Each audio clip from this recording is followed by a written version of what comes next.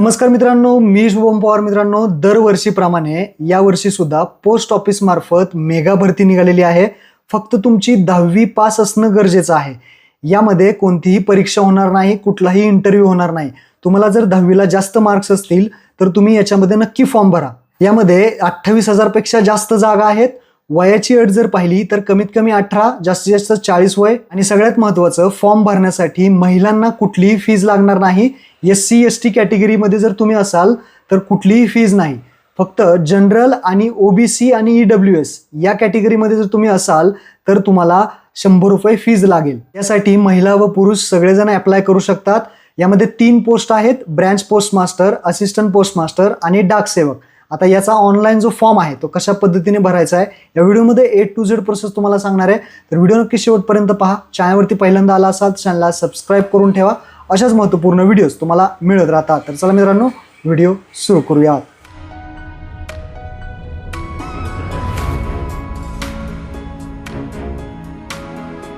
तर मित्रांनो, सर्वप्रथम तुम्हाला इंडिया पोस्टच्या वेबसाईटवरती यायचं आहे. indiapost.gov.in/gds engagement online. याची लिंक तुम्हाला खाली डिस्क्रिप्शनमध्ये दिलेली आहे. इथं आल्यानंतर नोटिफिकेशन इथे पाहू शकता.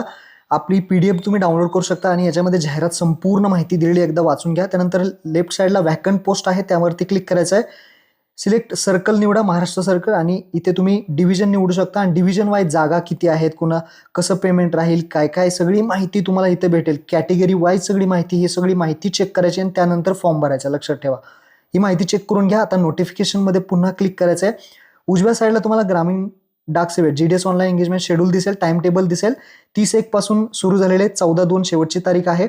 आणि करेक्शनसाठी 17/2 आहे ते 18/2 पर्यंत करेक्शन करू शकता. आता रजिस्ट्रेशन आपल्याला करायचं तर फॉर्म भरण्यासाठी click here to register apply, जे हे लाल रंगाचं बटन आहे त्यावरती आपल्याला क्लिक करायचं आहे. क्लिक केल्यानंतर तुम्ही अशा पद्धतीने इथे येणार. पहिला ऑप्शन आहे कॅन्डिडेट लॉग इन, दुसरा आहे न्यू कॅन्डिडेट रजिस्ट्रेशन. तर आपला जो खालचा 2 नंबरचा ऑप्शन आहे न्यू कॅन्डिडेट रजिस्ट्रेशन, आपल्याला अगोदर रजिस्ट्रेशन करायचं आहे. तर न्यू कॅन्डिडेट रजिस्ट्रेशनवरती क्लिक करा.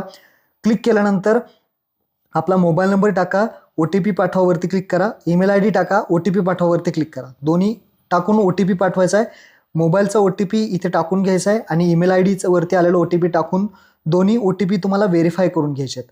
व्हेरीफाय OTP वरती क्लिक करायचे आहेत. मोबाईलचा OTP आणि ईमेलचा OTP ते व्हेरीफाय करून घ्या. व्हेरीफाय झाल्यानंतर आता नेक्स्ट बटनावरती क्लिक करा. नेक्स्ट बटनावरती जेव्हा तुम्ही क्लिक कराल तर पुढे तुम्हाला जी काही माहिती आहे ती विचारली जाईल. आता काय काय माहिती आहे, ज्यामध्ये ॲप्लिकंट नेम, तुमचं नाव टाकायचं आहे. नाव कसं टाकायचं आहे, 10वीच्या मार्कशीटवरती जसं आहे तुमचं नाव तसंच टाकायचं आहे. अगोदर आडनाव असेल तर पूर्ण नाव 10वीच्या मार्कशीट जसं तसंच टाका. जन्मतारीख सिलेक्ट करा इथून तुम्ही. त्यानंतर मेल आहे का फिमेल आहे का ट्रान्सजेंडर जे असेल ते सिलेक्ट करा. त्यानंतर फादर गार्डियन नेम म्हणजे तुमच्या वडिलांचं नाव टाका, पूर्ण नाव टाका. मदर नेम म्हणजे आईचं नाव पूर्ण टाका. त्यानंतर कम्युनिटी म्हणजे तुमची कॅटेगरी विचारली जाईल. जर तुम्ही ओपनमध्ये असाल तर पहिला सिलेक्ट करा. UR अनरिझर्व्ड पहिलं सिलेक्ट करा. जर OBC मध्ये असाल तर दुसरं सिलेक्ट करा. SC ST EWS कॅटेगरी दिलेली आहेत.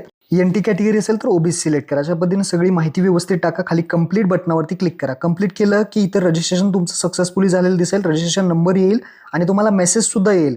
यामध्ये तुमचा रजिस्ट्रेशन नंबर आणि पासवर्ड एक तुम्हाला भेटेल. मेसेजमध्ये तुम्ही चेक करा, एक पासवर्ड आणि रजिस्ट्रेशन नंबर भेटेल. आता तुम्हाला पुन्हा या साईटवरती यायचं आहे.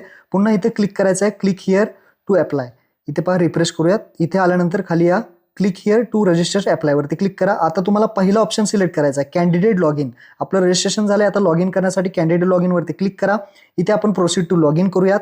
आपला जो युजर ID आहे, आता जो रजिस्ट्रेशन नंबर आहे आपल्याला जो आता भेटलेला आहे तो टाका. आणि मेसेजमध्ये तुम्हाला पासवर्ड सुद्धा आलाय तो इथे टाका. लॉग इन करा. लॉग इन इथे पहा, अशा पद्धतीने लॉग इन सुद्धा होईल. यामध्ये तुम्हाला जो नंबर मोबाईल नंबर टाकलेला आहे त्यावरती OTP येईल. तो OTP टाकून व्हेरीफाय आणि लॉग इन बटनावरती क्लिक करायचं आहे. OTP टाकून लॉग इन झालेला आहे. अशा पद्धतीने तुम्हाला आता नवीन इंटरफेस दिसेल. इथे पहा, डॅशबोर्ड आहे. आता इथे अप्लाय कसं करायचं, तर सिंपल प्रोसेस आहे, सोपी प्रोसेस आहे. इथे एक अप्लायचं बटन दिसतंय PDFच्या वरती. अप्लाय या बटनावरती तुम्हाला क्लिक करायचं आहे. PDFच्या वरती अप्लाय बटन आहे छोटं, त्यावरती क्लिक करा. इथे नोटिफिकेशन सिलेक्ट करायला एक इथे ऑप्शन येईल. इथे सिलेक्ट करायचं आहे ग्रामीण डाक सेवक GDS ऑनलाईन. त्यानंतर इथे ऑप्शन येतील. हे सिलेक्ट केल्यानंतर पाहू शकता आता तुम्हाला पर्सनल डिटेल्स भरायची आहे, एज्युकेशनल डिटेल्स भरायची आहे. त्यानंतर अजून सुद्धा ऑप्शन आहे ज्यामध्ये रेफरन्स द्यायचा आहे पोस्टचा आणि फोटो आणि सिग्नेचर अपलोड करायची आणि फॉर्म सबमिट करायचा. आता एक एक स्टेप पाहूयात. पर्सनल डिटेल्समध्ये तुम्हाला थोडं खाली यायचं आहे. आता इथेच थोडं बाकीची काही माहिती भरलेली आहे. थोडं खाली या. मॅरियल स्टेटस विचारलं आहे. मॅरिड आहात का अनमॅरिड आहात ते तुम्हाला विचारलं जाईल. आणि जर वरती काही एडिट करायचं असेल तर ते सुद्धा तुम्ही एडिट करू शकता.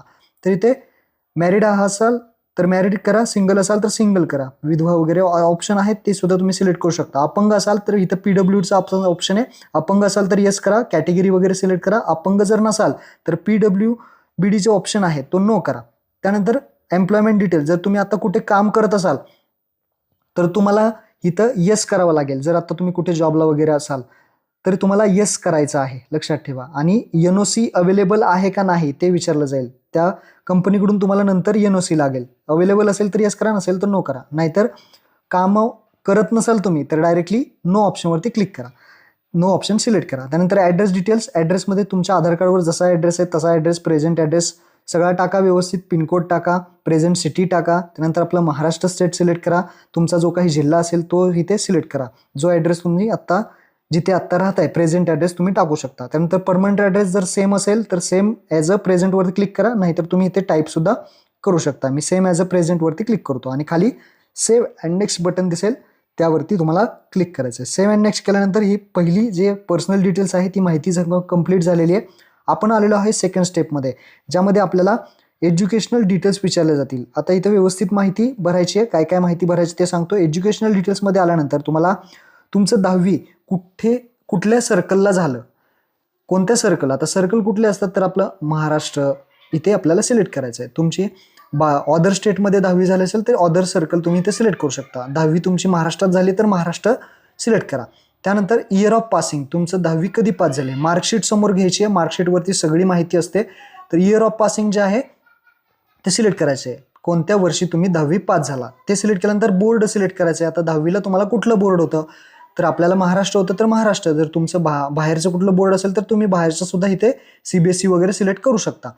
तर आता महाराष्ट्र इथे सिलेक्ट करूयात. महाराष्ट्र बोर्ड इथे पहा आणि त्यानुसार तुम्ही सिलेक्ट करा. ज्यांचे 500 600 त्याच्यावरचे मार्क बघायचे आहेत, मार्कशीटवरती मार्क असतात त्यानुसार ते बोर्ड तुम्हाला सिलेक्ट करायचे. 500 600 650 अशानुसार तुम्हाला ते बोर्डचे ऑप्शन दिले जातील, त्यानुसार तुम्ही महाराष्ट्र बोर्ड सिलेक्ट करा. त्यानंतर SSC मेमो नंबर विचारलाय. आता SSC मेमो नंबर नक्की काय टाकायचा, बरेच जणांचं कन्फ्युजन होतं. तर इथे त्यांनी एक नोट दिलेली आहे, पहा काय काय तुम्ही टाकू शकता. SSC मेमो नंबर, SSC सर्टिफिकेटचा नंबर टाका. SSC सर्टिफिकेट असेल 10वीचं बोर्ड सर्टिफिकेट त्याच्यावरचा जो नंबर असेल तो टाकू शकता, किंवा रोल नंबर असेल तर रोल नंबर सुद्धा टाकू शकता. रजिस्ट्रेशन नंबर असेल तर रजिस्ट्रेशन नंबर टाकू शकता, किंवा हॉल तिकीट असेल तुमच्याकडे त्याचा नंबर सुद्धा टाकू शकता. काही इथे तुम्ही टाकू शकता. तर इथे बोर्ड सर्टिफिकेट नंबर एकदम टाकून द्या, एकदम सोपं आहे. आता खाली यायचं, इथे science and mathematics option automatically आलेला आहे. 2 4 5 हे जे ऑप्शन आहेत तिथे आपल्याला माहिती भरायची. आता 2 नंबरला काय आहे, चूज सब्जेक्टवरती क्लिक करायचं आहे. 2 नंबरला तुम्हाला विचारेल की सेकंड लँग्वेज तुमची कुठली आहे. तर सेकंड लँग्वेज म्हणजे मार्कशीट समोर घ्या आणि त्या मार्कशीटमध्ये सेकंड नंबरला कुठला सब्जेक्ट आहे तो पहा, ती झाली तुमची सेकंड लँग्वेज. तर सेकंड लँग्वेज जी असेल ती तुम्हाला इथे सिलेक्ट करायची. इथे ऑप्शन भरपूर देण्यात आलेले आहेत. तर मार्कशीटमध्ये जो सेकंड नंबरला सब्जेक्ट दिसतोय तोच इथे तुम्हाला सिलेक्ट करायचा आहे. आता माझ्या केसमध्ये सेकंड नंबरला इंग्लिश आहे तर मी इथे सेकंड लँग्वेज इंग्लिश सिलेक्ट केली. त्यानंतर फोर्थ नंबरला इथे विचारतोय फर्स्ट लँग्वेज कुठली आहे. तर मार्कशीटमध्ये जे फर्स्ट नंबरला सब्जेक्ट दिसतोय तुमचा त्यामध्ये फर्स्ट लँग्वेजला कुठले आहे ते तुम्हाला सिलेक्ट करायचे आहे. माझ्या केसमध्ये मराठी तर मी मराठी सिलेक्ट केले. त्यानंतर थर्ड नंबरला कुठला आहे तर तुमच्या मार्कशीट चेक करा, मार्कशीटमध्ये थर्ड नंबरला कुठली लँग्वेज आहे तीच इथे लँग्वेज सिलेक्ट करा. अशा पद्धतीने पहा, थर्ड लँग्वेज हिंदी मी सिलेक्ट केली आहे, तुमच्या मार्कशीटनुसार करा. आता त्यामध्ये तुम्हाला याचे जे काही मार्क्स आहेत ते टाकायचे आहेत. आता इथे लेफ्ट साईडला थोडं सरकवा आणि इथे पहा ऑप्टेन मार्क्स 100 पैकी 150 पैकी जे काही असतील तुमचे मार्क्स इथे टाकायचे आहेत. मार्कशीटवरची A to Z प्रत्येक सब्जेक्ट वाईज मार्क टाकून घ्या. सगळे मार्क्स इथे व्यवस्थितरित्या टाकून घ्या, मी टाकलेले आहेत. त्यानंतर खाली CGPA स्कोअर, जर ग्रेड असेल तर तुम्ही ग्रेड टाका, नाहीतर हा ऑप्शन सोडून द्या. त्यानंतर खाली have you study any additional language एक ऑप्शन इथे पहा ॲड करण्यात आलेला आहे. जर तुम्ही ॲडिशनल कुठली लँग्वेज तुमच्याकडे असेल त्या मार्कशीटमध्ये तर तुम्ही येस करू शकता आणि त्यानंतर पुन्हा तुम्हाला सर्कल, पासिंग इयर आणि बोर्ड निवडून कुठल्या बोर्डला आहे आणि ती जी लँग्वेज आहे ती तुम्ही ॲड करू शकता. आणि जर नसेल तशी लँग्वेज कुठली तर नो करा आणि कंप्लीट करा. कंप्लीट केलं, नेक्स्ट केलं की तुमचं एज्युकेशन डिटेल झाले. आता पोस्ट प्रेफरन्सचा ऑप्शन आहे. आता पोस्ट प्रेफरन्समध्ये तुम्हाला सर्कल पहिल्यांदा निवडायचं आहे, कुठल्या सर्कलला तुम्हाला अप्लाय करायचं. तर आपला महाराष्ट्र तर महाराष्ट्र सर्कल. आता डिव्हिजन, कोणत्या डिव्हिजनला तुम्हाला मी अगोदर सांगितलं की जागा व्यवस्थित बघून घ्या, कुठे कुठे कोणकोणत्या कॅटेगरीला कशा पद्धतीने जागा आहेत ते सगळं चेक करा आणि त्यानुसार इथे तुम्ही ते डिव्हिजन सिलेक्ट करा. डिव्हिजन सिलेक्ट केले की थोडं खाली यायचं आहे. इथे आता 61 पोस्ट मी सिलेक्ट करू शकतो असं दाखवतंय. तर त्यानुसार आता प्रेफरन्स तुम्हाला द्यायचे आहेत. इथे पहा मिनिमम 1 ते मॅक्झिमम 61 इथे मी सिलेक्ट करू शकतो. आता प्रेफरन्स कसे देणार, आता तुम्हाला ज्या ठिकाणी अप्लाय करायचं आहे, ज्या ठिकाणी प्रेफरन्स द्यायचा आहे, तर आता हे प्रेफरन्स तुम्ही मला हे बरोबर वाटतंय तर मी 3 नंबर देतोय. त्यानंतर इथं मी 2 नंबर देतोय. त्यानंतर हे जे इथं वाटतंय की मला इथं नंबर लागेल तर मी इथे 1 नंबर देतोय. अशा पद्धतीने तुम्हाला द्यायचे आहेत पोस्टचे प्रेफरन्स. असे 61 पर्यंत ऑप्शन इथे मला दाखवते, तुम्हाला किती दाखवते ते पहा आणि त्यानुसार तुम्ही प्रेफरन्स देत राहा. अशा पद्धतीने जिथे तुम्हाला वाटतं की तिथे आपला नंबर लागेल, ज्या ठिकाणी कॅटेगरीला जागा शिल्लक आहे त्यानुसार तुम्हाला इथे प्रेफरन्सेस द्यायचे आहेत. फर्स्ट, सेकंड, थर्ड आणि ते प्रेफरन्सेस तुम्ही जसं जसं देत राहाल तसं तसं खाली तेव्हा प्रेफरन्स समरीमध्ये हे ॲड झालेलं तुम्हाला दिसेल. अशा पद्धतीने प्रेफरन्स द्या. एकदम सोपं आहे. प्रेफरन्स दिल्यानंतर तुम्हाला इथे पहा खाली यायचं सगळ्यात शेवटी प्रेफरन्स दिलेले आहेत. जशा पद्धतीने तुम्हाला इथे ऑप्शन सुद्धा आहे. नेक्स्ट पर्यायावरती क्लिक केले की अजून प्रेफरन्स तुम्हाला देता येतील. जे काही जागा शिल्लक असतील त्यानुसार तुम्ही इथे देऊ शकता आणि वरती किती प्रेफरन्स तुम्ही सिलेक्ट केले ते सुद्धा तुम्हाला दाखवण्यात येईल. अशा पद्धतीने प्रेफरन्स द्या आणि खाली येऊन नेक्स्ट बटनावरती क्लिक करा, सेव्ह आणि सबमिट करा. सेव्ह आणि नेक्स्ट केल्यानंतर शेवटची स्टेप येते, फोटो आणि सिग्नेचर फक्त अपलोड करायचे आहेत. आता फोटो आणि सिग्नेचर डायरेक्टली मोबाईलमधून फोटो काढा आणि सिग्नेचरचा सुद्धा फोटो काढा. पासपोर्ट साईज फोटोचा फोटो काढा आणि सिग्नेचरचा एक फोटो काढा. आता तो अपलोड कसा करणार तुम्ही, तो 100 KB आतमध्ये असणं गरजेचं आहे. आता तो 100 KB तुम्हाला अगोदर करावा लागेल, त्यानंतरच इथे अपलोड होईल. तर 100 KB आतमध्ये कसा करायचा, तर तुम्ही गुगलवरती सुद्धा सर्च करा कंप्रेस फोटो वगैरे, किंवा ही साईट देईल तुम्हाला मी डिस्क्रिप्शनमध्ये. या साईटवरती या, फोटो अपलोड करा, पासपोर्ट साईज किंवा सिग्नेचर अपलोड करा आणि साईज 100 KB आतमध्ये ठेवा, म्हणजे 80 KB वगैरे ठेवा आणि कंप्रेस करा. तुमचं जी साईज आहे ती तयार होईल आणि इथून तुम्ही डाउनलोड करू शकता. 100 KB आतमध्ये साईज तयार करा आणि ते तुम्हाला आता इथे चूज फाईलवरती क्लिक करा आणि हा फोटो पहा अपलोड झालेला आहे. 100 KB आतमध्ये असेल तरच तो फोटो आणि सही अपलोड होईल. सही फोटो अपलोड केला. आता काही नाही, खाली आय कन्फर्मवरती टिक करायचे आणि खाली प्रिव्ह्यू बटनावरती क्लिक करा. प्रिव्ह्यू बटनावरती क्लिक केलं की जी काही तुम्ही माहिती भरलेली आहे एकदा सगळी चेक करून घ्या आणि जर याच्यामध्ये काही चुकलं असेल तर तुम्ही कट करून पाठीमागे जा परत आणि सगळी माहिती तुम्ही एडिट करू शकता. तर याच्यामध्ये सगळी माहिती पहा सगळी आलेली आहे, सगळी एकदा चेक करून घ्या आणि त्यानंतर सगळं बरोबर असेल तरच खाली सबमिट ॲप्लिकेशनवरती क्लिक करा. जर काही चुकलं असेल तर एडिट करू शकता. सबमिट केल्यानंतर येस सबमिटवरती क्लिक केलं की जर तुम्ही जनरल ओबीसी कॅटेगरीमध्ये असाल तर तुम्हाला 100 रुपयाचं पेमेंट करावं लागेल. तुम्ही UPI क्रेडिट कार्ड डेबिट कार्डनी करू शकता.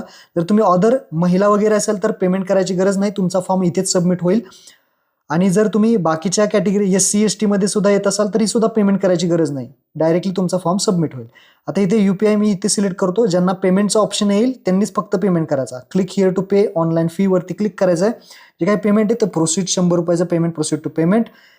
तर कॅटेगरीमध्ये तुम्ही येत असाल तर तुम्हाला लागणार नाही पेमेंट करायची गरज, तुमचा डायरेक्टली फॉर्म सबमिट होईल आणि ते तुम्ही PDF डाउनलोड करू शकता. आता इथे जनरल कॅटेगरीमधून जर तुम्ही भरला तर तुम्हाला इथे पेमेंटचा ऑप्शन येईल. तर इथे QR कोडने, गुगल पे, फोनपेने सुद्धा पेमेंट इथे तुम्ही करू शकता. पेमेंट इथे सक्सेसफुली झालेलं आहे. पुन्हा एकदा सांगतो, कॅटेगरीमध्ये येत असाल तर करायची गरज नाही. आता पुन्हा लॉग इन करायचं आहे तुम्हाला. लॉग इन केलं की इथे इंटरफेस डॅशबोर्डला या आणि इथं माय ॲप्लिकेशनमध्ये जा. माय ॲप्लिकेशनमध्ये तुम्ही जर अर्ज तुमचा सबमिट झाला असेल, तुमचं सगळी प्रोसेस झाली असेल तर पहा इथे डाव्या साईडला फिरवलं की डाउनलोड PDFचं ऑप्शन येईल. म्हणजे तुमचा फॉर्म हा सबमिट झालेला आहे, डाउनलोड PDF करा आणि ही PDF येईल. असं जर PDF तुमची आली तर तुमचं काम झालेलं आहे, तुमचा संपूर्ण फॉर्म भरून झालेला आहे. तर अशा पद्धतीने हा फॉर्म भरायचा आहे. महत्त्वपूर्ण हा व्हिडिओ होता. सर्वांना नक्की शेअर करा. धन्यवाद. जय हिंद, जय महाराष्ट्र.